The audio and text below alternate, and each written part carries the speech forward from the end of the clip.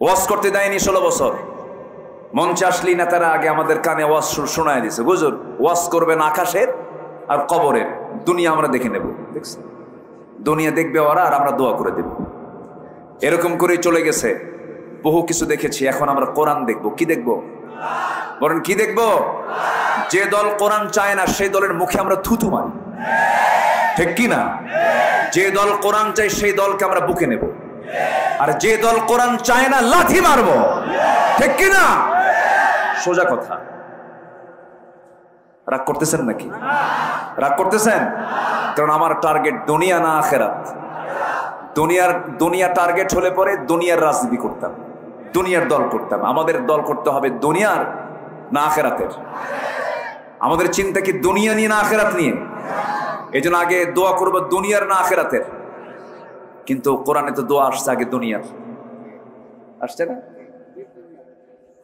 যারা পারেন ঠোঁট মিলিয়ে বলুন, রব্বানা আতিনা ফিদ দুনিয়া হাসানাতাও ওয়া ফিল আখিরাতি হাসানাতাও ওয়া কিনা আযাবান নার ওয়াজআলনাল জান্নাতা মা'আল আবরার। জোরে বলুন আল্লাহু আকবার।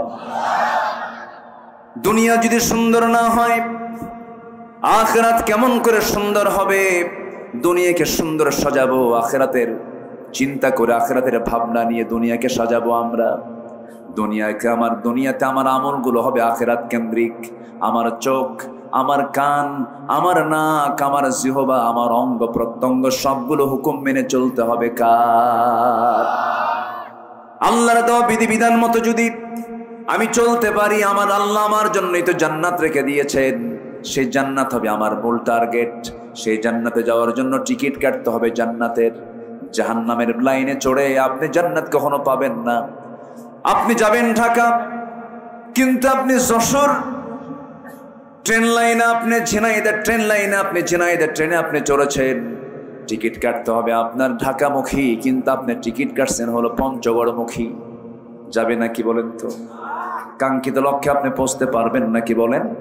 পৌঁছতে পারবেন না। লক্ষ্য ঠিক রাখতে হবে। আখিরাতে আমাকে জান্নাতে যেতে হবে। সেই জান্নাতে যার লাইনটা কি, আমাকে সেই লাইন অনুযায়ী চলতে হবে। সেই লাইন দিয়ে দুনিয়াকে সুন্দর করে সাজায় নিতে হবে। তবে এই দুনিয়াতে এমন বহু বান্দা আছে যারা আখিরাত বিক্রি করে দিয়া দুনিয়া কিনে নেয়। আছে না নাই? কি বিক্রি করে? আখিরাত। কি বেচে দেয়? আখিরাত বেচে দেয়। আখিরাত বিক্রি করে যারা দুনিয়া কিনে নেয় তারা বড় বড় কপাল। কিন্তু যারা দুনিয়াকে বিক্রি করে আখিরাতকে কিনে নেয় তারাই তো ভাগ্যবান। যুগ যুগ আল্লাহর পছন্দের বান্দাগুলো দুনিয়াকে বিক্রি করে দিয়েছেন আখিরাতের বিনিময়ে। দুনিয়াকে তারা পাত্তাই দেন নাই। প্রথমে আমার একজন সাহাবীর কথা মনে হলো, সেই সাহাবীর জীবনের কথা মনে হয়ে গেল। আসুন আমরা ধীরে ধীরে সেই কথার দিকে আস্তে আস্তে চলে যাচ্ছি। আমি যেখান থেকে তেলাওয়াত দিয়ে শুরু করেছি সেই তেলাওয়াতকৃত সূরাটা সূরাতুল হুজুরাত, আয়াতটা হলো 15, 16 এবং 17 নম্বর আয়াত। এই তিনটা আয়াত সামনে রেখে কিছু কথা বলবো। জনে বলি ইনশাআল্লাহ। প্রিপারেশন অফ আখিরাহ, প্রিপারেশন অফ রেজারেকশন ডে। আজকে আমার আলোচনার সাবজেক্ট হলো পরকালের প্রস্তুতি। জোরে বলি ইনশাআল্লাহ। দুনিয়া বিক্রি করে না আখিরাত বিক্রি করে? বলেন বলেন বলেন। আখিরাত বিক্রি করে না দুনিয়া বিক্রি করে? দুনিয়া বেচে দেব, কিন্তু আখিরাত বেচার কোনো সুযোগ। এত সুন্দর মানুষ, কোনো মানুষের কোনো নড়াচড়া নাই। আলহামদুলিল্লাহ। আল্লাহ তুমি শেষ পর্যন্ত এইরকম চিত্র দেখার তৌফিক দিয়ে দাও। জোরে বলি আল্লাহুম্মা আমিন। সম্মানিত ভাইয়েরা, একজন সাহাবী দুনিয়াকে বিক্রি করে দিয়েছেন, আখিরাতকে তিনি কিনে নিয়েছেন। সেই সাহাবীটার বাড়ি হলো মক্কা এবং মদিনার ঠিক মাঝখান বরাবর, ঠিক মাঝে তার বাড়ি। ছোট্টবেলায় বাপকে হারিয়েছেন, চাচার কোলে মানুষ হয়েছেন। চাচা তাকে সম্পত্তি লিখে দিয়েছে, তাকে বড় করেছে। হঠাৎ করে তাওহীদের দাওয়াত পেলেন, সেই সাহাবী কালেমা পড়ে মুসলমান হলেন। চাচার কানে সংবাদ গেল। চাচা বলল, ভাতিজা শুনলাম তুমি নাকি কালেমা পড়ছো, বাপদাদার ধর্ম ছেড়ে দিয়েছ। মুস্কি হাসি মেরে বলে, চাচা আমি তো না বুঝে বাঁচার জন্য নিজের দুটো হাত প্রশস্ত করে বুকটা ফুলে দিয়ে, বুকের বুতাম খুলে দিয়ে বলেছে, কত গুলি চালাবি চালা, জুলুম থেকে আমরা বাঁচতে চাই। সম্মানিত ভাইয়েরা, সম্মানিত বন্ধুগণ, যুগে যুগে মুনাফিক ছিল, এখনো মুনাফিক আছে না নাই? আসতে বলবেন না, আছে না নাই? এখনো মুনাফিক আছে। সম্মানিত ভাইয়েরা, চিন্তা করেন 5 আগস্টের পরের দিন এদেশের জাতীয় মসজিদ বাইতুল মুকাররমের খতিব নিখোঁজ। ফ্যান দিবেন না, ফ্যান অফ, এটা প্রবলেম হয় বেশি। খতিব কি হয়েছে? নিখোঁজ, খতিব নাই। কেন? খতিব উধাও হয়ে গেছে। 2 সপ্তাহ পর আবার এটা দখল করার জন্য কিছু সাঙ্গ পাঙ্গ নিয়ে ঢুকছে। আবার মুসল্লি কি ওয়েলকাম জানাইছে না জুতা মারছে? কি মারছে বলেন? জুতা মেরেছে। সেই জুতার বৃষ্টি দেখে মারছে দৌড়। বিকেলবেলা সাংবাদিক সম্মেলন করে বলছে, অসংখ্য জুতা মসজিদে ঠেলাঠেলি হয়েছে, আল্লাহর শুকরিয়া আমার গায়ে একটাও লাগে নাই। বেশরম হলে পরে যা হয়, যার লজ্জা নাই। ওই যে একটা কথা আছে না, এক চোর চুরি করতে গিয়ে গ্রামে ধরা পড়ছে। যে গ্রামের চোর, সে গ্রামবাসী বলতেছে, তোর কি একটু হায়া নাই? এই গ্রামের মান সম্মান ডুবে শেষ করে দিলি। সে বলতেছে, আরে এক বাড়িতে গিয়ে চুরি করতে গিয়ে ধরা পড়ছে, হাটের মধ্যে চুরি করে ধরা পড়ি, তাই আমার কিছু হয় না। আছে কি না? আসতে বলবেন না, আছে না নাই? সম্মানিত ভাইয়েরা, বিগত 16 বছর এদেশের বহু আলেম ওলামা সুযোগ সুবিধা গ্রহণ করেছে। আসতে বলবেন না, আসতে বলবেন না। সুযোগ সুবিধা গ্রহণ করেনি? করেছে। কোনো মামলা নাই, কোনো হামলা নাই। সরকারি খরচে হজ করেছেন, সরকারি খরচে সংসার চালিয়েছেন, বিভিন্ন উপহার সামগ্রী গ্রহণ করেছেন। আর অপর দিকে 3 বেলা খাবার পাননি, জেলখানার সেলে থেকেছে। বালিশগুলো কাঁদতে কাঁদতে ভিজে গেছে, জায়নামাজের সেজদায় পড়ে পড়ে জায়নামাজ ভিজে গেছে। এমনি বিজয়টা আসেনি।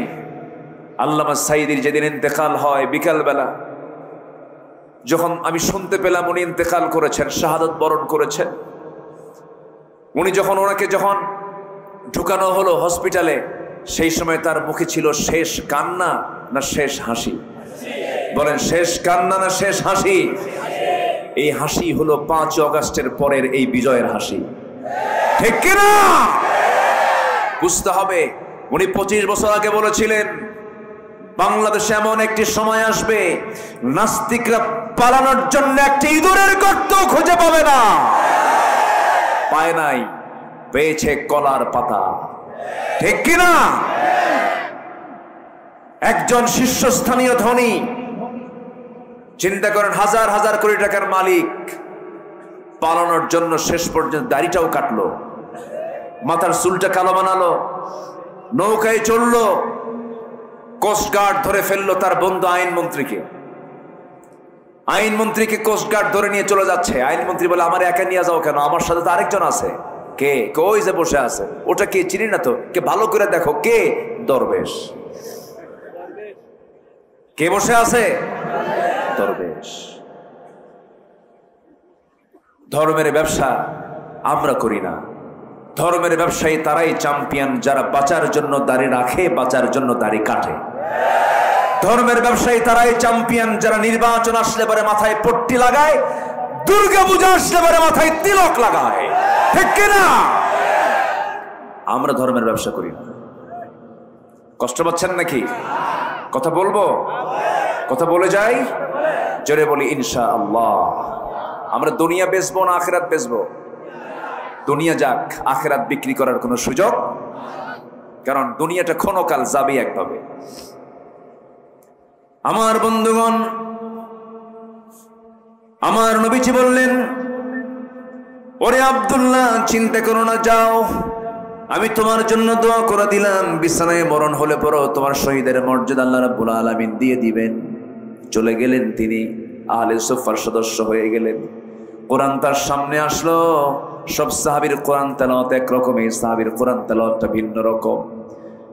হাউমা করে কান্দেন আর তেলাওয়াত করেন, হাউমা করে কান্দেন আর তেলাওয়াত করেন।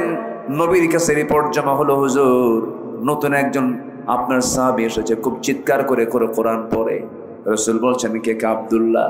আমার নবীজি কেঁদে কেঁদে বলছেন, সাহাবীরা রে, আমার আব্দুল্লাহর তেলাওয়াতে বাধা দিও না, কারণ আমার আব্দুল্লাহর দ্বীন গ্রহণ করতে নিয়ে এই দুনিয়া বিক্রি করে সেই ঈমানটা গ্রহণ করেছে। জোরে কোন সুবহানাল্লাহ। এটাই হলো আখিরাতের প্রস্তুতি। আমার নবীজি মদিনার মসজিদ থেকে একটা যুদ্ধের ডাক চলে এলো, রাসূল চলে গেলেন যুদ্ধের ময়দানে। সেই যুদ্ধের ময়দানে আব্দুল্লাহ সেই যুদ্ধে শামিল হয়েছিলেন। যুদ্ধ শেষ হলো, নবীজি মদিনার দিকে রওনা দিয়েছেন। মদিনায় পৌঁছার একটু আগ দিয়ে নবীর কানে সংবাদ আসলো, হুজুর আপনার সেই প্রিয় সাহাবী আব্দুল্লাহ দারুণ অসুস্থ হয়েছে। রাসূল বললেন, সর্বোচ্চটুকু দিয়া তোমরা তার সেবা করো, চিকিৎসা করো। পরপর 3টে দিন সাহাবায়ে কেরাম অনেক চেষ্টা করলেন, কিন্তু শেষ পর্যন্ত হলো না। আব্দুল্লাহর ইন্তেকাল হয়ে গেল। নবীর কানে সংবাদ চলে এলো। রাসূল বলছেন, সাহাবীরা কেন আসছো, কি জন্য আসছো? বলো, হুজুর আমরা আব্দুল্লাহকে বাঁচাতে পারলাম না, আব্দুল্লাহ মারা গেছে।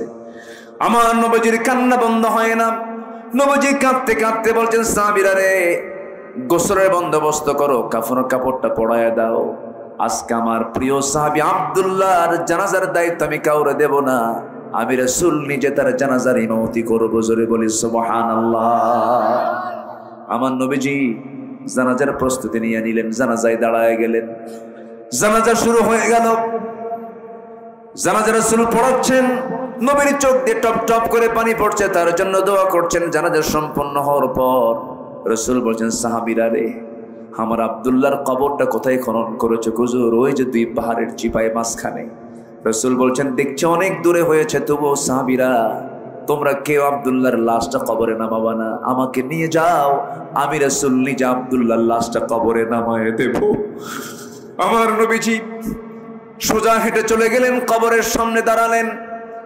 কবরের মাটিতে গিয়ে দাঁড়ালেন, হাত 2টা আগায় দিয়ে বলছেন, সাহাবীরা রে, আমার আবু বকর কোথায়, আমার ওমর কোথায়? হুজুর এই যাবি।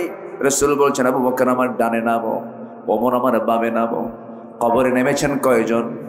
3 জন নামছেন, পৃথিবীর সবচেয়ে সেরা 3 জন মানুষ। সুবহানাল্লাহ। একদিকে আবু বকর, আরেক দিকে ওমর, মাঝখানে আমার রাসূল।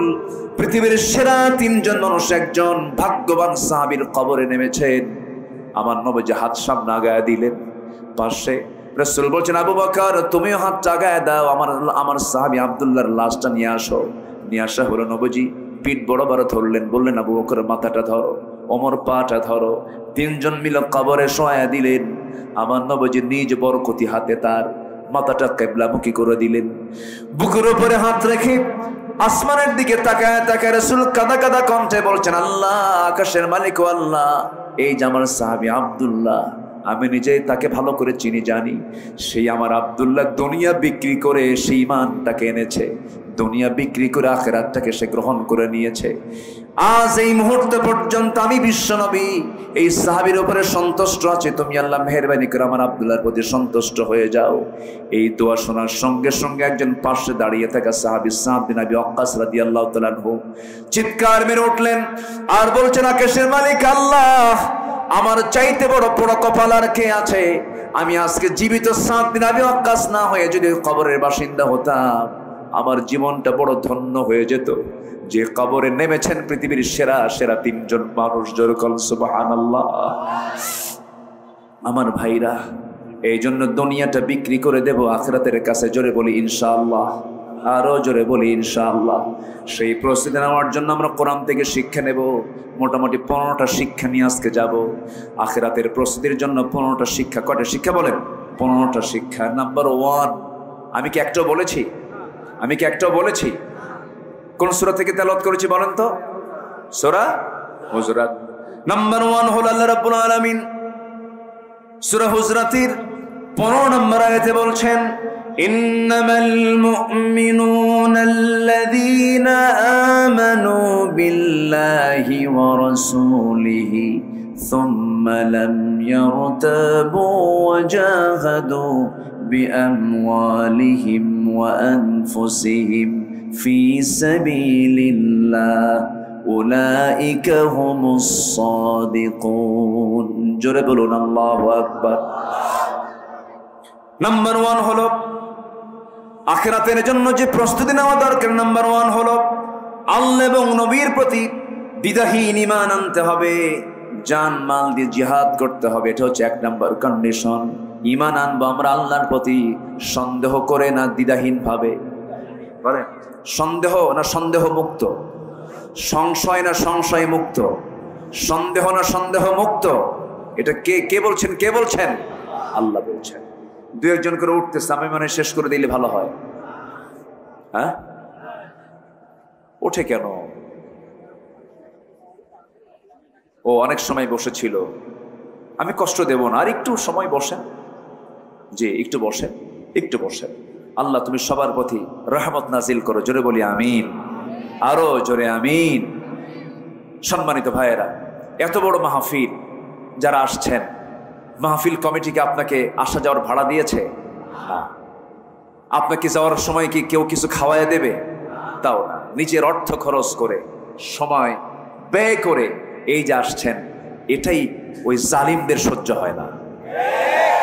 ওরা কোটি কোটি টাকা খরচ করে, জন প্রতি হাজার হাজার টাকা খরচ করে, জনসভায় লোক নাই, ভাড়া করেও লোক পায় না। কিন্তু কোরআনের মাহফিলে সবাই নিজের অর্থ খরচ করে আসে, এটাই হচ্ছে ওদের জ্বালার কারণ। সম্মানিত ভাইয়েরা, আমার মন বলে এই দেশের মাটি ইসলামের জন্য উর্বর হয়ে যাবে ইনশাআল্লাহ। আমার মন বলছে এটা। এই জমিনটা উর্বর হয়েছে, শহীদের রক্ত এই জমিনে আছে না নাই? আসতে বলবেন না আছে না নাই? আমার বিশ্বাস খুব বেশি দিন দূরে নয়, এই বাংলার জমিনে টুডে এন্ড টুমরো পূর্ব দিগন্তে ইসলামের রক্তিম সূর্য উদয় হবে। জোরে বলি ইনশাআল্লাহ। সেই রক্তিম সূর্য উদয় হওয়ার জন্য, সেই দিনকে বিজয়ী করার জন্য যদি প্রয়োজনে মাঠে নামতে হয়, রাজি আছেন? জান দিতে হয়, রাজি আছেন? মাল দিতে হয়, রাজি আছেন? সম্পত্তি ছাড়তে হয়, রাজি আছেন? যারা যারা রাজি আছেন আল্লাহকে সাক্ষী রেখে দেখায় দেন কারা কারা রাজি আছেন।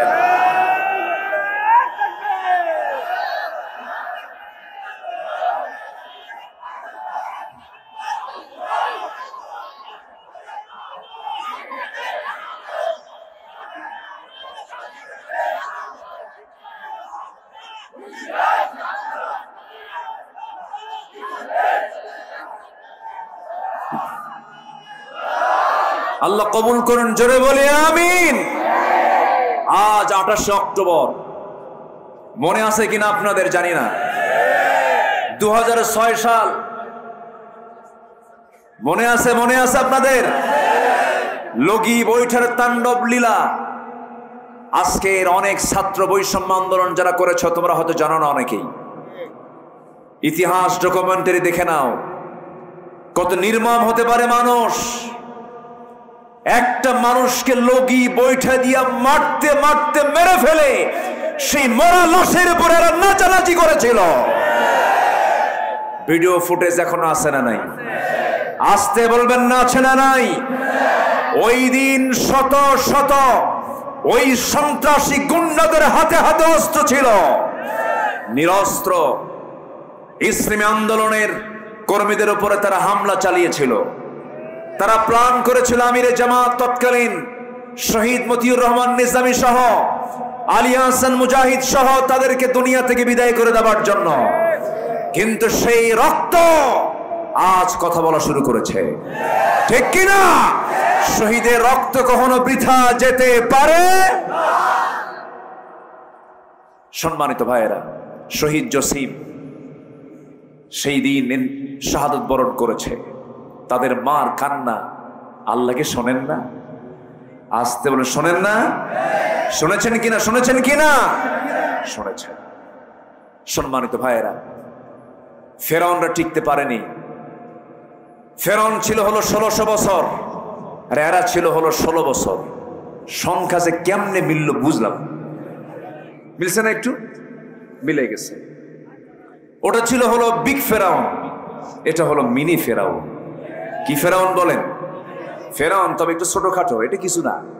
ওই ফেরাউন কিন্তু কম ছিল না, বিশাল ব্যাপার ছিল। সেই ফেরাউনকে খতম করে দিয়েছেন তিনি কে? মুসাকে রাস্তা পার করে দিয়েছেন তিনি কে? মুসা দরিয়া পার হয়েছেন, আর ফেরাউন কি দরিয়ায় ধরা পড়েছে। একই দরিয়া পার হয়েছেন ইমানদাররা, সাহায্য করেছেন কে?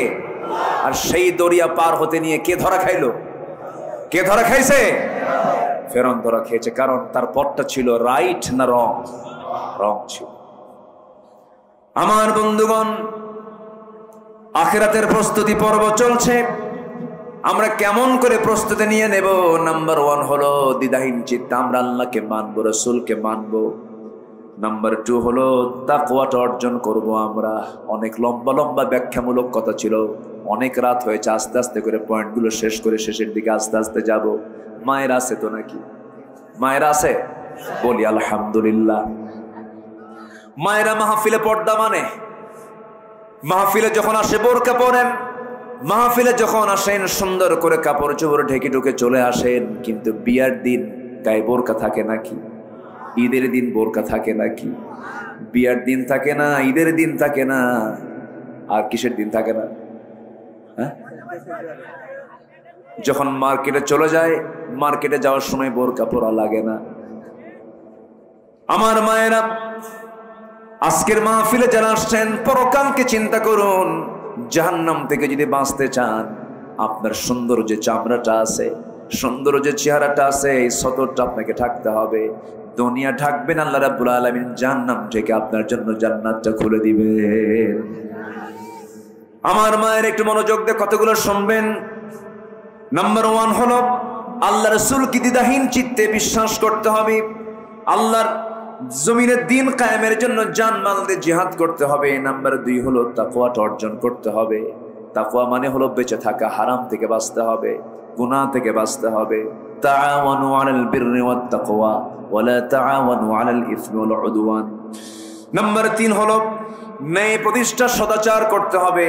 নাম্বার 4 হলো দ্বীনের সঠিক ইলম অর্জন করতে হবে। এটা সবচেয়ে বড় জরুরি বিষয়।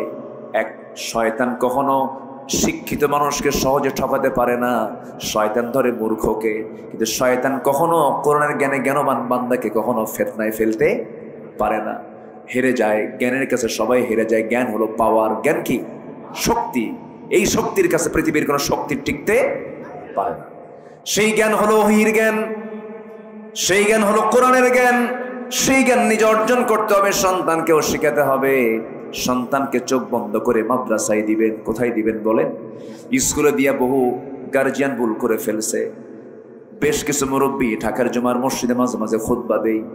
ডাক্তারের বাবা, ইঞ্জিনিয়ারের বাবা, সচিবের বাবা, এই সমস্ত বড় বড় অফিসারদের বাপরে সে ডুকরে ডুকরে কান্দের, বলে হুজুর জীবনে বড় ভুল করেছি, সন্তানগুলোকে আলেম বানাই নাই, সন্তানগুলোকে কোরআন শেখাই নাই। এই বুড়া বয়সে সন্তানরা আমাকে দেখার সময় পায় না, আমার খেদমতের সময় পায় না। আমার বন্ধুগণ, যে সন্তান তার বাবাকে বুড়াকালে বৃদ্ধাশ্রমে রেখে আসে, সেবা করার সময় পায় না, ওই সন্তানটা সৎ সন্তান না অসৎ সন্তান? যোগ্য না অযোগ্য সন্তান? অযোগ্য সন্তান। আল্লাহর কসম করে বলবো আমি, পৃথিবীর কোনো বৃদ্ধাশ্রমে পাবেন না যে কোনো বৃদ্ধাশ্রমে কোনো আলেমের বাবা আছে, কোন হাফেজের বাবা আছে, কোথাও পাবেন না। আপনি আল্লাহর কসম করে বলি আমি। কিন্তু ওই সমস্ত বৃদ্ধাশ্রমে কোন বাবাগুলোকে রেখে আসে, কোন সন্তানরা কোন বাবাকে রেখে আসে, যে সন্তানগুলোর সিনার মধ্যে কোরআনটা ওঠে নাই। ঠিক কিনা? অতএব সন্তানকে দেখাতে হবে কার ভয়? সন্তানদের দেখাতে হবে আখিরাতের ভয়, আখিরাতের চিন্তা সন্তানকে ভালো করতে পারে। সন্তানকে সেই শিক্ষায় দিবেন। জোরে বলি ইনশাআল্লাহ, জোরে বলি ইনশাআল্লাহ। শিক্ষা নিয়ে কাজ শুরু করেছি আমি, ব্যক্তিগতভাবে দোয়া করবেন। আমি বহুদিনের লালিত একটা স্বপ্ন ছিল, শিক্ষা প্রতিষ্ঠান গড়বো। কিন্তু গড়বো কেমনে? আমরা গড়তে চাই, ওরা ভাঙতে চায়। ঠিক কিনা বলেন? আমরা গড়তে চাই, ওরা ভাঙতে চায়। বহু স্কুল তার, বহু মাদ্রাসা তারা বন্ধ করে দিয়েছিল। মাদ্রাসাকে তারা জঙ্গি প্রজনন কেন্দ্র হিসেবে ঘোষণা করেছিল, তারা ট্রান্সজেন্ডারকে চালু করতে চেয়েছিল। এই বছরের শুরুতে শিক্ষকদেরকে ট্রেনিং এর নামে ব্যাঙের ডাক, হাঁসের ডাক শেখানো হয়েছিল, ঠিক কিনা? আমরা সময় পেয়েছি, এখন আমরা জাতিকে গড়ব। শিক্ষায় যদি আপনার সন্তানকে যদি গড়ে তুলতে পারেন, শিক্ষার বিপ্লব দিয়েই এটি জাতীয় বিপ্লব অর্জন করা সম্ভব হবে, ঠিক কিনা? আল্লাহ কবুল করুন, জোরে বলি আমিন, আরো জোরে আমিন। আমরা বিভিন্ন কারিকুলাম সিলেবাস আমরা শিক্ষা মন্ত্রণালয়ে আমরা দিচ্ছি, আমরা পরামর্শ দিচ্ছি। আল্লাহ কবুল করুন, জোরে বলি আল্লাহুম্মা আমিন, আরো জোরে আল্লাহুম্মা আমিন। নাম্বার 5 হলো নেক আমল করতে হবে, কম না বেশি। নেক আমল ছাড়া আমার হাতে ক্ষমতাও দিবেন না কে? আজকে কে দিবেন না? কে দিবেন না? নেক আমল হলে ক্ষমতা আমার হাতে দিয়ে দিবেন কে? আল্লাহ দিবেন। ওয়া'দাল্লাহু আল্লাযীনা আমানু মিনকুম ওয়া আমিলুস সালিহাত লা ইস্তাখলিফান্নাহুম ফিল আরদ। আল্লাহু আকবার বলেন। এইজন্য নেক আমলটা করব আমরা, জোরে বলি ইনশাআল্লাহ। নাম্বার 6 হলো ধৈর্য ধরবো। কি ধরবো বলেন? ধৈর্য। মাহফিলে আসা আগে না ধৈর্য আগে? চাচা বসেন বসেন বসেন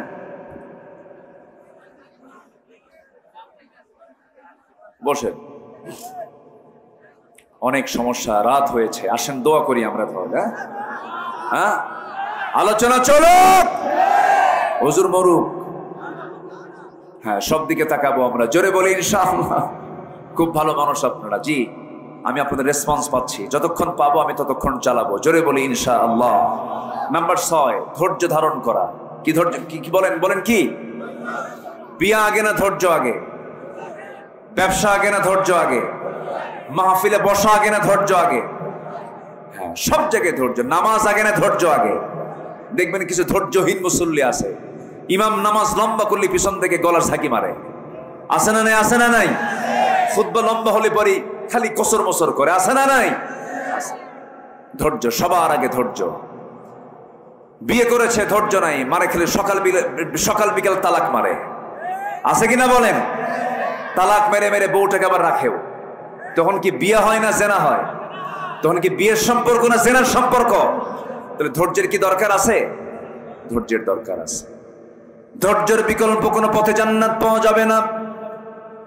এই জন্য আল্লাহ রাব্বুল আলামিন সুন্দর করে ইমানদারকে ডাক দিয়ে বলছেন, ইয়া আইয়ুহাল্লাযীনা আমানুস্তাঈনু বিস-সাবরি ওয়াস-সালাহ। জোরে বলুন আল্লাহু আকবার। আমার কাছে সাহায্য চাইতে হবে তোমাদের ধৈর্যের মধ্য দিয়ে আর নামাজের মধ্য দিয়া। ধৈর্য আছে যার, ঈমান আছে তার। ধৈর্য নাই তার, ঈমানটা তার ঝুঁকিপূর্ণ হয়ে যাবে। ধৈর্যের পিরামিড ছিলেন আম্বিয়া কেরাম। আমার নবী ধৈর্যের পিরামিড ছিলেন। যুগে যুগে যত আম্বিয়া কেরাম এসেছেন সবাই ধৈর্যের পিরামিড ছিলেন। এই পৃথিবীতে যারা ঈমানের পরীক্ষায় পাস করেছেন তারা সবাই ধৈর্যহীন না ধৈর্যশীল? ধৈর্যহীন না ধৈর্যশীল? ধৈর্যশীল তারা ছিলেন। একজন মহিলার কথা আমার এই মুহূর্তে মনে পড়ে গেল। অনেক মা বোন মাহফিলে আসছেন। সেই মহিলাটা খুব দামি মহিলা ছিলেন, দুনিয়াতেও তার কম দাম ছিল না। স্বামীটা ছিল একজন প্রেসিডেন্ট, অনেক বড় দাপটে একজন নেতা ছিল, কিন্তু তিনি ছিলেন ইমানদার। ওই মহিলার স্বামী ছিল বড় দাপটে একজন নেতা ছিল, বড় জালিম শাসক ছিল, কিন্তু স্বামী বড় শাসক হওয়ার পরও তার শাসনকে তিনি গ্রহণ করতে পারেন নাই, তার কোনো কিছু সুযোগ সুবিধা তিনি নেন নাই। সেই মহিলার নাম হচ্ছে আসিয়া আলাইহিস সালাতু ওয়াস সালাম। স্বামীর নাম কি বলেন? স্বামীর নাম কি? ফেরাউন। এই ফেরাউনকে তিনি পেয়েছিলেন, কিন্তু ফেরাউন শাসক হলেও সে ছিল কি সৎ শাসক না জালিম শাসক? সৎ না জালিম? জালিম শাসক ছিল। তো সেই যুগের পয়গম্বর ছিলেন মুসা আলাইহিস সালাতু ওয়াস সালাম। মুসার দাওয়াত চলে গেছে একদম ফেরাউনের বাড়ি পর্যন্ত। আল্লাহু আকবার বলেন। একদম হেড অফিস। কোথায় বলেন তো? কোথায়? Head office. আসিয়া আলাইহিস সালাতু ওয়াস সালাম কালিমা গ্রহণ করলেন। কালিমার নিউজটা যখন ফেরাউনের কানে চলে গেল, ফেরাউন বলল, আসিয়া কি যেন শুনলাম, এটা কি সত্যি? আসিয়া বলছেন, আমার যৌবন আপনার কাছে, আপনার যৌবন আমার কাছে। আমি আপনার স্ত্রী, আপনি আমার স্বামী। আমি সত্য বুঝে পেয়েছি, আপনিও সত্য বুঝে দিনটা গ্রহণ করেন। ফেরাউন কয়, আসিয়া আমিও জানি মুসা সত্য, মুসার দিন সত্য, আখিরাত সত্য, কিন্তু ঘটনা প্রকাশ করা যাবে না। এরকম লোক এখনো আছে না নাই? এখনো আছে না নাই? কোনটা হক দল, বাতিলরা কিন্তু ভালো চেনে, ঠিক কিনা? 5 আগস্টের 7 দিন আগেও না, মাত্র 5 থেকে 6 দিন আগে একটা দলকে এই দেশে নিষিদ্ধ করা হয়েছিল। মনে আছে আপনাদের? মনে আছে? এই দেশে কি দল কি খুঁজে খুঁজে একটাই, না আরো দল আছে? আরো দল আছে না নাই? ইসলামী দলের গ্রুপই আছে প্রায় 51টা ইসলামী দল। 51টা ইসলামী দল বিভিন্ন গ্রুপে গ্রুপে ভাগ হয়ে প্রায় 51টা। আরো তো দুনিয়ার দল আছে। এতগুলো দলের মধ্যে তারা খুঁজে পেয়েছে ব্যান করার জন্য, নিষিদ্ধ করার জন্য কয়টা? কয়টা? ওরা কিন্তু হক চিনে, ওরা বোঝে কোনটা হক। আল্লাহর কি ফয়সালা। তারা নিষিদ্ধ করেছিল, তার 7 দিনও পার হয় নাই। ইসলামকে যারা যুগে যুগে নিষিদ্ধ করতে গিয়েছে তাই নিষিদ্ধ হয়ে গেছে। ইসলাম ছিল, আছে, থাকবে। তাহলে এখন বুঝে নেন, হক দল একমাত্র হক দল, উত্তম দল সেটাই যেই দলের দিকে বাতিল শক্তির বদনজর পড়ে বেশি। কথা ক্লিয়ার? কথা ক্লিয়ার? বোঝা যায় তো আমার কথা নাকি? জোরে বলি আলহামদুলিল্লাহ, জোরে বলি আলহামদুলিল্লাহ। সম্মানিত ভাইয়েরা, আসসালাম বলেন, আমার স্বামী আপনি জানেন, বুঝেন, সবকিছু মানেন, তো আপনি বলতে কি সমস্যা? কি দেখো আমার চেয়ারটা তো আছে, আমি যদি এটাকে মেনে নেই তাহলে তো আমার চেয়ার থাকবে না, আমার নেতৃত্ব থাকবে না, আমার কর্তৃত্ব থাকবে না। অতএব আসিয়া, তুমি আমার পরিবারের মানুষ, আমার সন্তানের মা, তুমি আমার স্ত্রী, তুমি আমার কথা ফলো করো। মুসার দিন তুমি গ্রহণ করতে যেও না, রসুলকে মানতে যেও না, নবীকে মানতে যেও না, আমি বড় বিপদে পড়ে যাব। খুব চেষ্টা করতেছে ফেরাউন, কারণ বইয়ের দিকে সবার টান আসে না নাই? আসতে বলবেন না, আসে না নাই? বউকে ভয় লাগে না একটু? আস্তে আস্তে কয়, বউকে ভয় লাগে না? এই ভয় লাগে না? হ্যাঁ, বউরে ভয় না করলে সংসার হবে? ও তো বিশাল বড় দারোগা বউ। কোন স্বামী যদি বউকে পাশে নিয়ে যদি কোনো বাইরে যায়, বেড়াতে গেছে, হয়তো মার্কেটে গেছে, যদি কোনো পুরুষ তার বউয়ের সামনে যদি অন্য কোনো পর নারীর দিকে তাকায়, হয়তো 29 সেকেন্ড তাকায় ছিল, আর এই দৃশ্য যদি স্ত্রীর চোখে ধরা পড়ে, ওই সময় কিচ্ছু বলবে না। বাইরে তো, ভিতরে এসে যদি বলে, এই জোসনা আমার 1 গ্লাস পানি দাও তো, তোমার জোসনা ছায়া থাকো আরেক দিকে। কি কথা কি বুঝতেছেন আপনি? এক ধমকে আপনার খামসারা, ওই রাত আর ঘুম হবে না। কয়বার যে পা ধরবেন আর কয়বার যে হাত ধরবেন, মাফ মাফ চাই। আচ্ছা, চেয়ারম্যান বড় না চেয়ারম্যানের বউ বড়? ভালো করে কম, কোন অংশ কম না। মিসেস কিন্তু অনেক দামি, মিসেস চেয়ারম্যান, মিসেস ফেরাউন, আসিয়া আলাইহিস সালাতু ওয়াস সালাম। খুব চেষ্টা করতেছে ফেরাউন, আসিয়া শোনো, যেমন করে হোক তুমি আমার বিপদে ফেলায় দিও না, তুমি আমার বউ তো। চরম সংকটে পড়ে গেছে ফেরাউন, কি করবে কি করবে? এখন হামানকে ডাকছে, ফিরআউনা ওয়া হামানা ওয়া জুনুদাহুমা। আমি কিন্তু বানায় বলতেছি না, কোরআনে এগুলো কথা আছে না নাই? ফেরাউন হামানকে ডাকলো, মন্ত্রী পরিষদকে ডেকে বললো, দেখো তো আমি বিপদে পড়ছি। কেন? আমার ঘরের বউ, আমার ঘরের বউয়ের কাছে মুসার দাওয়াত পৌঁছে গেছে, আমার ঘরের বউ হাতছাড়া হয়ে গেছে, কি করা যায়? হামান বলল, কোনো ক্রমে একে বেঁচে রাখা যাবে না, বুকের শত্রু বড় শত্রু, শেষ করে দিতে হবে। আসিয়া আলাইহিস সালাম শেষ পর্যন্ত স্বামীকে অনেক বোঝানোর চেষ্টা করলেন, পারলেন না। ফেরাউন বোঝায় উল্টা দিক, তাও ফেরাউন পারল না। দুজন দু প্রান্তে চলে গেল। ফেরাউন শেষ পর্যন্ত বলল, আসিয়া আমি তোমাকে কিন্তু দুনিয়া থেকে বিদায় করে দেব। মুস্কি মুস্কি হাসি মেরে বলছেন, আমার স্বামী গো, আপনি আমাকে যত শাস্তি নিশ্চিত করবেন, যত ভয় দেখাবেন, আমার তত ইমানটা পাকাপোক্ত হয়ে যাবে। দুনিয়া না আখিরাত, দুনিয়া না আখিরাত, আখিরাত দুনিয়া বিক্রি করে দিলেন। স্বামীর কত সম্মান ছিল, একজন প্রেসিডেন্টের বউ, সব মর্যাদাগুলোকে তিনি সব মাইনাস করলেন, আসামি হয়ে গেলেন, জেলখানায় ঢুকায় দিল। আসিয়া আলাইহিস সালাতু ওয়াস সালামকে তার স্বামী জেলখানায় ঢুকায় দিয়ে টর্চার শুরু করে দিল। তাফসীর আসছে, সন্তানগুলো একসঙ্গে নিয়ে ফেরাউন আসিয়ার চোখের সামনে গরম তেল, টকবকে গরম তেলের মধ্যে সন্তানগুলোকে ফেলে দিল। ভাজা মাছের মতো সন্তানগুলোকে মেরে ফেললো। এবার ফেরাউন বলছে, আসিয়া তোর পালা, তোকেও দুনিয়া থেকে বিদায় করে দেব। উনি শুধু একটা কথা বলছেন, স্বামী আমার তুমি কি করবে জানি না, নাকের মধ্যে আমি এখন জান্নাতের ঘ্রাণ পেতেছি। আসিয়া আলাইহিস সালাতু ওয়াস সালাম তার চোখের সামনে তিনি দেখতে পেলেন একজন জল্লাদ এসেছে, হাতের ভিতরে করাত নিয়ে এসেছে। জল্লাদ করাত নিয়ে দাঁড়ানো। ফেরাউন শেষবারের মতো সে বলছে, আসিয়া সংসার জীবন বহুকাল কাটালাম, আসিয়া একটা বারের মতো আমার কথা শোনো, আমার দিকে তাকাও। আসিয়া আলাইহিস সালাতু ওয়াস সালাম বলেন, স্বামী আমার এই বিষয়ে আপনি আমাকে অনুরোধ করবেন না, আমি জান্নাতের ঘ্রাণ পাচ্ছি। শেষ পর্যন্ত করাত দিয়ে জল্লাদকে অর্ডার দেওয়া হলো, করাতটা তার কপালে লাগানো হলো। করাত যখন কপালে লাগানো হলো, তাফসীর এসেছে রক্তগুলো গড়ে গড়ে পড়তেছে। আসিয়া আলাইহিস সালাতু ওয়াস সালামের মুখ থেকে অন্য কোনো কথা নাই, মুখ থেকে বের হচ্ছে লা ইলাহা ইল্লাল্লাহ, লা ইলাহা ইল্লাল্লাহ। যখন তিনি দুনিয়া থেকে বিদায় নেবেন, সেই সময় তার চক্ষু বেয়ে টপ টপ করে পানি পড়ছে, শরীর থেকে রক্তগুলো ঝরতেছে। এই সময় তিনি চক্ষু বন্ধ করে আকাশের মালিককে সুন্দর করে একটা ডাক দিয়ে তিনি দোয়া করছেন। সেই দোয়াটা আল্লাহ রাব্বুল আলামিন 4000 বছর পরে নাজিল হওয়া কোরআন, 4 বছর আগে মুসা আলাইহিস সালাম এসেছিলেন, 4000 বছর পরে কোরআন নাজিল হলো। সেই কোরআনের ভিতরে আল্লাহ তাআলা সেই আসিয়ার দোয়াটা কোরআনে কোট করে দিয়েছেন। জোরে বলি সুবহানাল্লাহ। কার দোয়া? আসিয়ার দোয়া। তিনি কি দোয়া করছিলেন? তিনি দোয়া করছেন, রব্বি বিনিলি ইনদাকা বাইতান ফিল জান্নাতি ওয়া নাজ্জিনি মিন ফিরআউনা ওয়া আমালিহি। আয় আল্লাহ তাআলা, আমি তোমার কাছে চাই তুমি আমাকে একটা মাত্র ঘর দিবা, সেই ঘর জান্নাতের মধ্যে, সেই ঘরটা দিয়ে দিবা। আমি বড় কোনো জান্নাত চাই না, আমি মাত্র একটা ঘর চাই, সেই ঘরটা আমি চাই ও আল্লাহ তোমার ঘরের দেওয়ালের সাথে। জোরে কোন সুবহানাল্লাহ। কার ঘরের দেওয়ালের সাথে? আল্লাহর ঘরের দেওয়ালের সাথে।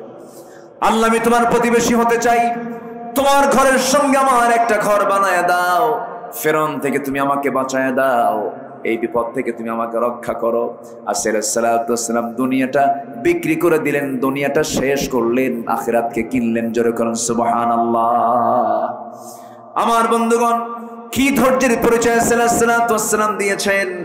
নাম্বার 7 হলো আল্লাহর উপরে ভরসা করতে হবে। যে বান্দার আল্লাহর প্রতি পূর্ণ ভরসা আছে, তার কোনো হতাশা কখনো আসবে না। কারণ আল্লাহ রাব্বুল আলামিন বলেন, ওয়া মান ইয়াতাওয়াক্কাল আলাল্লাহি ফাহুয়া হাসবুহ। যে ব্যক্তির ভরসা আল্লাহর উপরে আছে, তার জন্য কেউ না, আল্লাহ যথেষ্ট। জোরে বলি সুবহানাল্লাহ।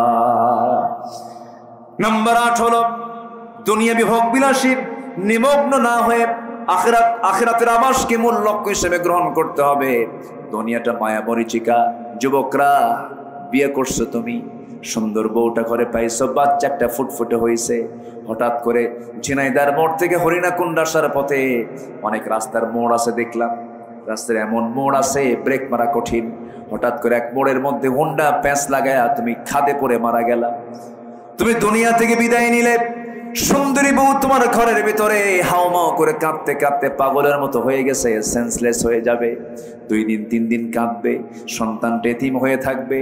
1 মাস পর সন্তানের ওই স্মৃতি তোমার সব মুছে যাবে, তোমার বউটা ভুলে যাবে, কান্নাকাটির পরিমাণটা কমে যাবে। 1 মাস পর সেই তোমার প্রাণ প্রিয় বউটা তোমার হাসি মুখ থেকে বের হতে থাকবে। 3 মাস চলে যাবে, মোটামুটি সব স্মৃতি ভুলে যাবে। শ্বশুর বাড়ির লোকজন তোমার বউকে নিয়ে চলে যাবে। শ্বশুর বাড়ির লোকজন তোমার বউকে নিয়ে যাওয়ার পরে 6 মাস 7 মাস বাড়িতে রাখার পরে নতুন একটা জামাই খুঁজে তোমার বউটাকে বিয়ে দেবে।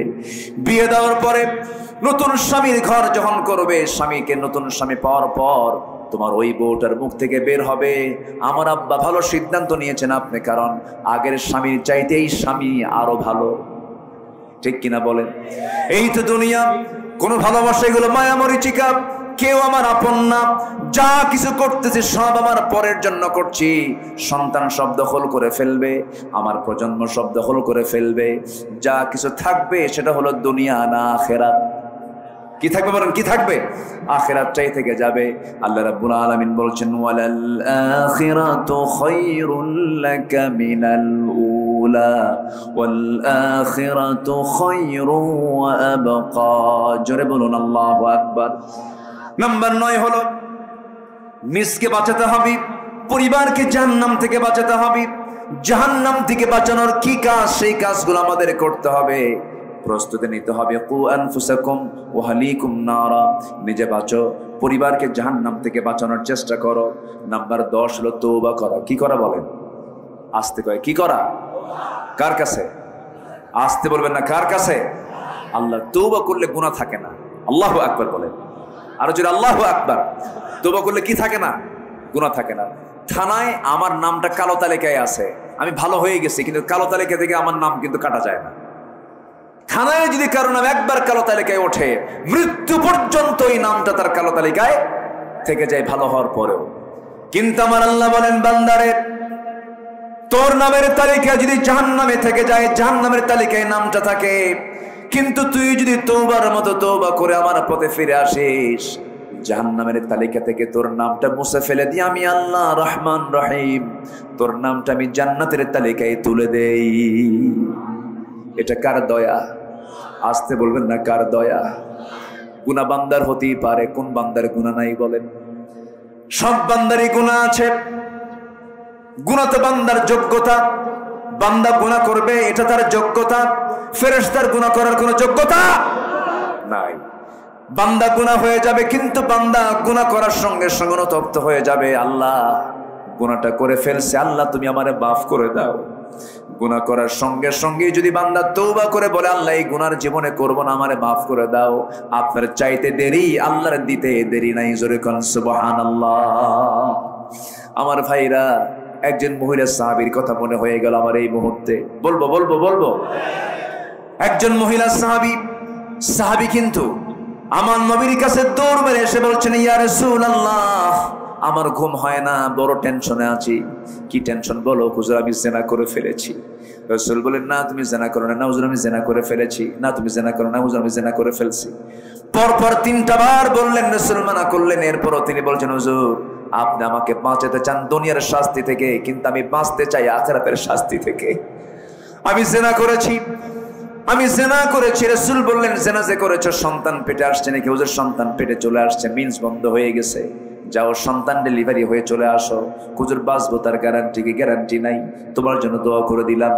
মহিলা চলে গেলেন। সন্তান ডেলিভারি হওয়ার আগ পর্যন্ত সেজদায় পড়ে পড়ে কাঁদেন, চোখের পানি ফেলে ফেলে কাঁদেন। এক পর্যায়ে 9টা মাস পার হলো, সন্তান ডেলিভারি হলো। কিতাবের মধ্যে আসছি 2 দিন পরে নয়, 3 দিন পরে নয়, মাত্র 1টা দিন পর নবীর দরবারে এসে বলছে, হুজুর সন্তান ডেলিভারি হলো, আপনি আমার উপর আইনটা কার্যকর করে দেন। রাসূল বলছেন, মহিলা সন্তান তো ডেলিভারি হয়েছে, সন্তানটা জীবিত না মৃত? সন্তান তো জীবিত রেখে আসছি। রাসূল বলেন, হাউলাইনি কামিলাইন, কোনো কথা নাই, সন্তানকে 2টা বছর দুধ তোমাকে খাওয়াতে হবে, কারণ তোমার স্তনে আছে সন্তানের হক, যাও দুধ খাওয়াও। হুজুর বাঁচবো তার গ্যারান্টি কি? আমি গ্যারান্টি দিতে পারবো না, তবে তোমার জন্য দোয়া করে দিলাম, আমি যাও চলে যাও। মহিলা চলে গেলেন।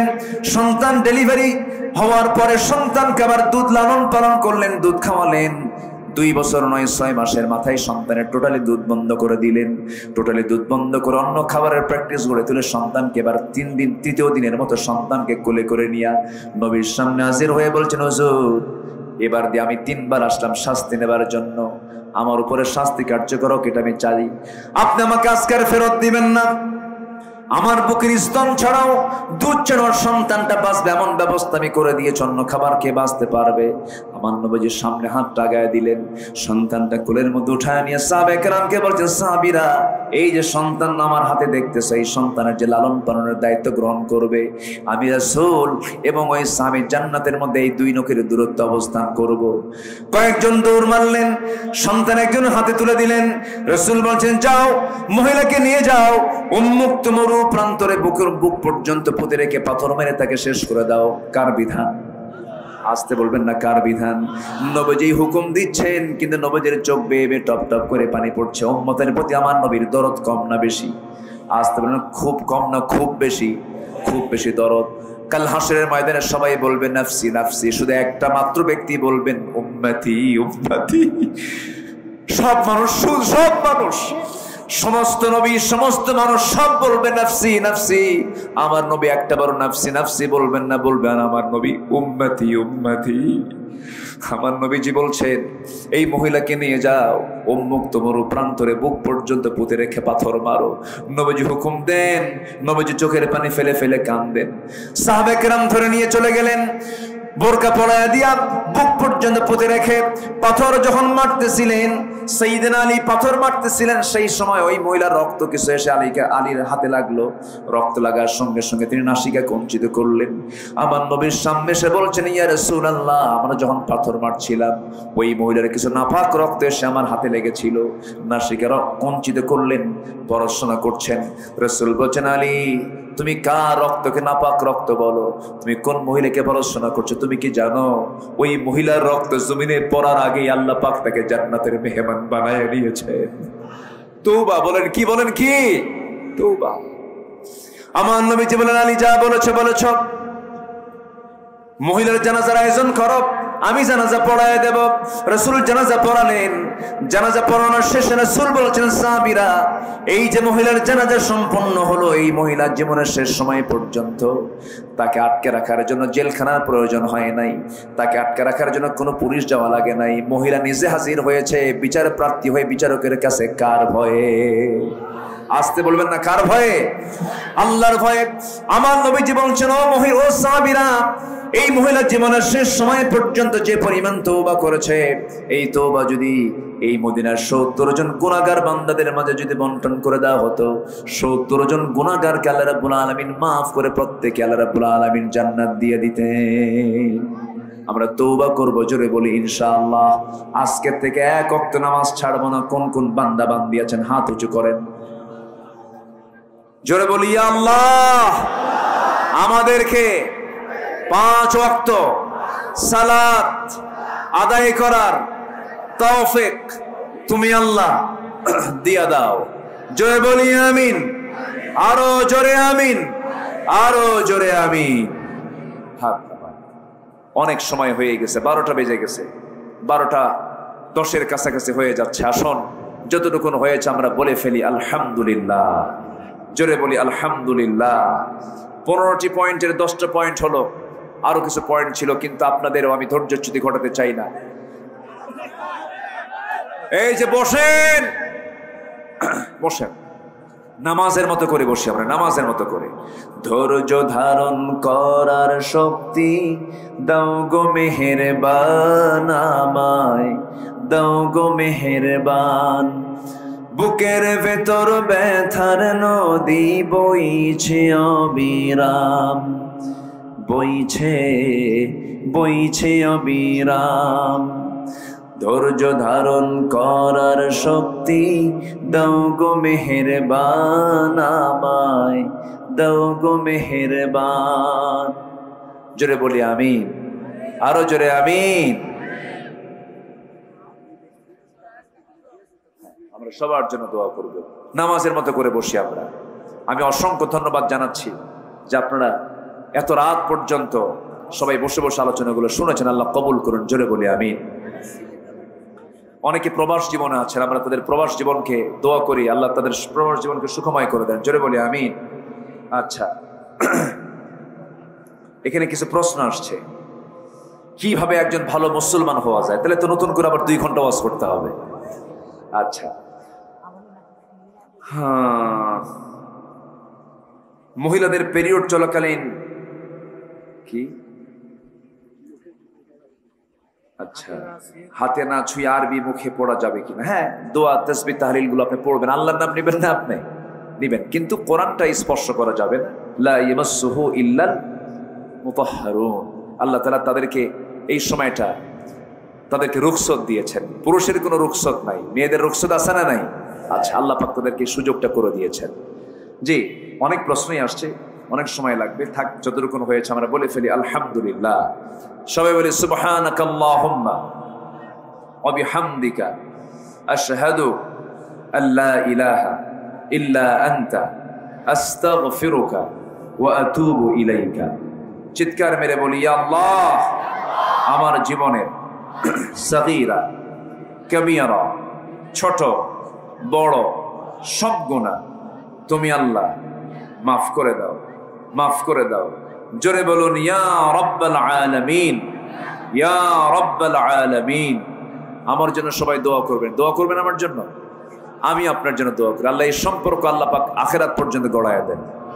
আমার আকিদুল ভাই সবাই চিনেন কিনা জানি না, ইনি কিন্তু বিশিষ্ট অভিনেতা, সুন্দর অভিনয় তিনি পারেন। আমি এটা জেনেছি গত বছর। আলহামদুলিল্লাহ, আল্লাহ তুমি আমার আকিদুল ভাইয়ের সকল খেদমতকে তুমি আল্লাহ কবুল বলি আল্লাহুম্মা আমিন। ইয়াশাবাদ কামনা করছি। আমি এ পর্যন্ত যে কত পোকা মুখের মধ্যে খাইছি আল্লাহ জানে, মানে মুখে ঢুকলে তো আর তো মানা করতে নাই, খেয়ে নিছি। পোকা সব পোকা দিয়ে ভরে গেছে, লক্ষ্য করছেন কি এগুলো? মুখের মধ্যে দুই একটা করে পোকা ঢুকছে, কিন্তু টের পাইতে দেই নাই যেন আপনাদের কোনো কষ্ট না হয়। এখন পোকা খাওয়া জায়েজ আছে না নাই, এটা একটা প্রশ্ন আসতে পারে। কিন্তু কি করব, গলার মধ্যে গেলে বের করবো বা কেমনে, আর রাখবো বা কেমনে? তো যাই হোক, আসুন আমরা এখন দোয়া করি। আমরা চাইবো কার কাছে? আল্লাহর কাছে। হুমায়ুনের বোন রেশমা কিছু টাকা দিয়ে দোয়া চেয়েছেন, ক্যান্সার হয়েছে একজনের। হুমায়ুনের মা গাজীপুর 5,000 টাকা দিয়েছেন, আরেকজন ভাই দিয়েছেন 500 টাকা। অনেকেই দান করেছেন। আল্লাহ তুমি সবার দানকে তুমি আল্লাহ কবুল করো। জোরে বলি আল্লাহুম্মা আমিন। আরো কিছু মাহফিল আমার এলাকায় আছে। হরিণাকুণ্ড উপজেলার ভিতরে আরো 2টা মাহফিল আমি নিয়েছি। আমার আকিদুল ভাই বলেছেন সেই 2টা মাহফিলে আবারও দেখা হবে কোথাও না কোথাও। একটা হলো জোড়াদহ, আর একটা হরিণাকুণ্ড উপজেলা ফুটবল মাঠ, মেইন প্রপারে না? জি। আল্লাহ তাআলা তুমি সবাইকে সেখানেও যাওয়ার তৌফিক দিয়ে দাও। জোরে বলি আল্লাহুম্মা আমিন। যতটুকু হয়েছে আমরা বলে ফেলি আলহামদুলিল্লাহ। জি। আর আগামী থেকে মাহফিল যখন করবেন, এই ভলেন্টিয়ার কি বলে ডেকোরেটর যারা আছেন, এই মেশিন কখনো কাছে রাখবেন না। এই যে মেশিন চলছে জেনারেটর, এই জেনারেটর দূরে দিবেন কোথাও, যেন শ্রোতা এবং বক্তার কানে যেন এই আওয়াজটা যেন কানে না আসে। মাহফিলের পরিবেশকে বিঘ্নিত করে, ঠিক কিনা? মাহফিলের যে একটা নীরব নিস্তব্ধ একটা পরিবেশ, এটা থাকে না, একটু কেমন যেন একটা ব্যস্ত ব্যস্ত পরিবেশ সৃষ্টি হয়ে যায়। এটা মাথায় রাখবেন। আসুন আমরা আল্লাহর কাছে, আপনি দোয়া করে দেন। হ্যাঁ, আপনি দোয়া করেন। গজল শুনবেন? আগ্রহ আছে আপনাদের? আমার আকিদুল ভাই ভালো পারে। হ্যাঁ, এলো কে কবর ধারে আধার চিড়ে চিনিস না কি রে, ওকে ও মা আমেনার কোল জোড়ে চাঁদ জানিস না কি রে, এলো কে কবর ধারে আধার চিড়ে চিনিস না কি রে। মুতালিব আজকে কেন বেহুশ হেন, বকে খুশির বান বেদনার সুপ্ত খাতে হাত বোলাতে করে আগমন সাহারার হৃদয় ভরা ঝরনা ধারা বইল না কি রে। কে? মুহাম্মদ সাল্লাল্লাহু আলাইহি ওয়াসাল্লাম।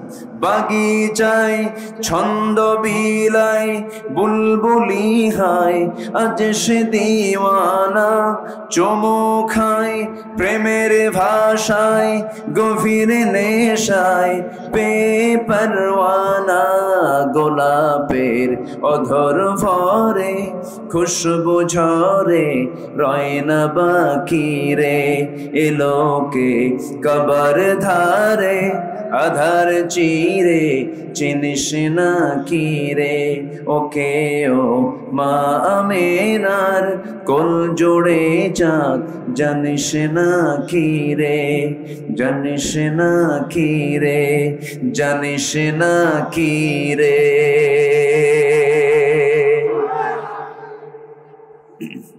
ঠিক আছে, আর কিছু? আচ্ছা, দেখা যাক। আল্লাহ আপনাদের তো ব্যাপক ধৈর্য, আলহামদুলিল্লাহ। আমি রসুল ছাড়া গান গাই খুব কম। রসুলকে মোহাব্বত করার দরকার আছে না নাই? আমার চেয়ে বড় বন্ধু আর রসুলের চেয়ে বড় বন্ধু আর কেউ থাকতে পারে? আল্লাহর পরে সবচেয়ে বড় বন্ধু কি আমার বলেন তো? কবরে লাগবে, মিজানে লাগবে, হাসরে লাগবে। সে কোন বন্ধু বলো বেশি বিশ্বস্ত, কার কাছে মন খুলে দেয়া যায়, কার কাছে সব কথা বলা যায়, হওয়া যায় বেশি আশ্বস্ত, তার নাম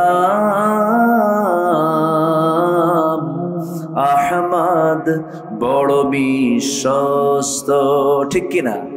আহমদ বড় বিশ্বস্ত, যে জন কখনো ব্যথা দিতে জানে না, যে জনকে বলি মুছে দেয় বেদনা, যে জন কখনো ব্যথা দিতে জানে না, যে জনকে বলি মুছে দেয় বেদনা, হৃদয়ের হাহাকার আপন করে নিতে আর কারব এত প্রশস্ত, তার নাম আহমদ বড় বিশ্বস্ত, আহমদ বড় বিশ্বস্ত, আহমদ বড় বিশ্বস্ত। জি